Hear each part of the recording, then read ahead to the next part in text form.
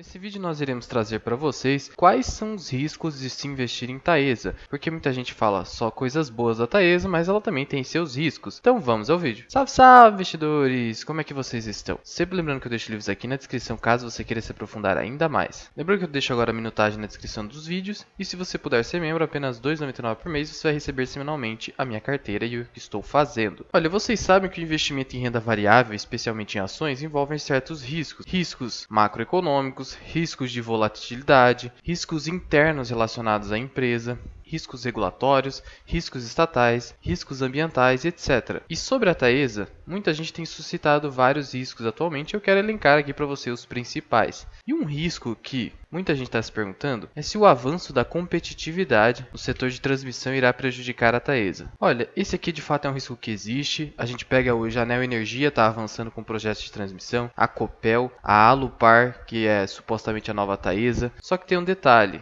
Recentemente, no último leilão que teve da ANEEL, a Taesa arrematou o lote 1. E um desses motivos dela ter conseguido inclusive vencer a Copel nesse leilão foi o fato dela já ser uma empresa robusta que pode aproveitar toda uma estrutura de operação e manutenção já existente. Por outro lado, a Copel teria que investir mais. Então essa é uma vantagem competitiva de uma empresa já sólida e consolidada, principalmente nesse setor de transmissão, que basicamente é você construir as torres e depois é simplesmente fazer a operação e manutenção. Então empresas que já estão consolidadas, elas aproveitam essas estruturas e conseguem dar mais descontos nos leilões da ANEEL. Então eu não acredito que isso seja um risco significativo para a Taesa, apesar do avanço na competitividade no setor. Outro risco possível é o fato de que hoje o caixa da Taesa não está tão grande assim, ela vai distribuir proventos. E aí muita gente acha que isso aqui pode não ser sustentável. Mas como ela é uma geradora de caixa recorrente, esse não é um grande risco a ser considerado. Mas aqui tem alguns riscos que de fato devem ser levados em consideração. Um deles é que os contratos de concessão,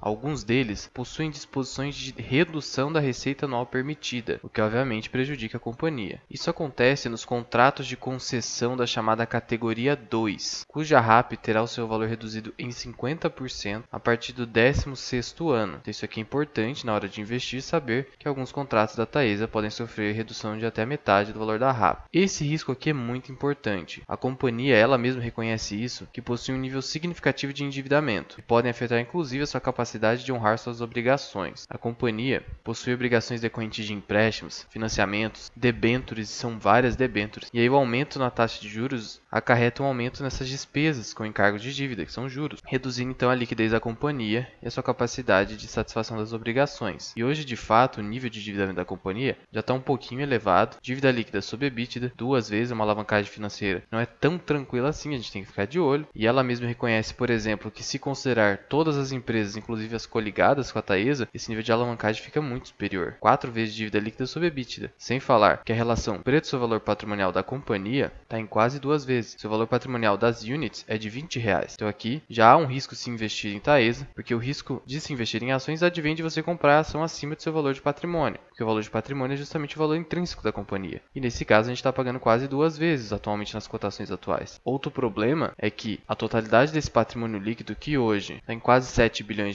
ela não vai para os acionistas em eventual liquidação ou falência. Na verdade, parte dele está vinculada à prestação de serviços públicos, de modo que o próprio Estado incorpora, a União incorpora parte desse patrimônio. E aí, obviamente, por estar incorporado na União, não vai ser usado para satisfazer os seus credores e os acionistas, que são os últimos a receber numa falência. Obviamente, sempre há o risco também da companhia não conseguir concretizar os seus projetos de crescimento mediante aquisições e também fusões e novas concessões de transmissão, mas aqui é um risco que eu considero muito baixo porque a Taesa sempre mostrou eficiência nesse mercado. A empresa também pode sofrer algumas limitações de consecução de empréstimos, que vai prejudicar sua estratégia de crescimento, mas isso aqui é necessário porque muitas vezes o nível de alavancagem da companhia se torna insustentável para novas dívidas. Obviamente há o risco de não haver a conclusão ou atraso na implementação dos projetos de expansão da capacidade de transmissão de energia elétrica da empresa, mas isso aqui raramente acontece, uma vez que a Taesa consegue entregar seus projetos antecipadamente. De novo, uma empresa que apresenta eficiência e vantagem competitiva. Obviamente também há o risco de insuficiência de cobertura securitária. Essas empresas possuem seguros, mas às vezes eventual desastre pode causar, como aconteceu por exemplo com a Vale, impossibilidade do seguro cobrir a totalidade desses danos, mas também é um risco muito remoto. Um problema aqui, que é o fato de ela estar relacionada ao poder público, ou seja, afinal uma concessão, é a rescisão rescisão unilateral antecipada de contratos pelo poder concedente, que é a União, por meio da ANEEL. Então a ANEEL, em alguns casos, pode rescindir unilateralmente, sem a concordância da Taesa ou de qualquer outra transmissora, o contrato de concessão. E isso causa, obviamente, muitos prejuízos, porque toda aquela previsibilidade de receita simplesmente é cessada. Mas são casos excepcionais. E esses casos são encampação, que ocorre quando o poder público, por razões de interesse público, que precisa de uma lei, precisa retomar o serviço, mas tem que ser algo muito grave. Caducidade, que ocorre quando a empresa descumpre o contrato, não é algo que a Taesa vá realizar. A rescisão, que ocorre quando a empresa precisa rescindir porque o poder público está descumprindo o contrato. Anulação, quando tem uma ilegalidade ou a própria falência e extinção da empresa. Então, o caso mais preocupante é a encampação, razões de interesse público. Isso aqui acaba tendo uma certa carga de subjetividade. Outro risco a ser destacado é o fato de que a Taesa depende de poucos fornecedores para determinados equipamentos importantes da sua atividade, de modo que a rescisão desses contratos pode causar prejuízo aos negócios da companhia. Isso se deve porque algumas especificações técnicas da empresa são muito específicas, de modo que só alguns fornecedores conseguem atender, e se esses fornecedores pararem de fornecer, realmente é um entrave na continuidade dos negócios. Esse aqui é um risco que o próprio mercado é capaz de suprir. Afinal, se alguma empresa se torna incapaz de produzir determinado equipamento, outra vai vir em substituição, porque vai ensejar um furo numa fatia de mercado que, obviamente, se for lucrativa, outras pessoas querem ir lá e abocanhar. Outro risco que pode ocorrer, ainda que aparentemente remoto, é o confisco temporário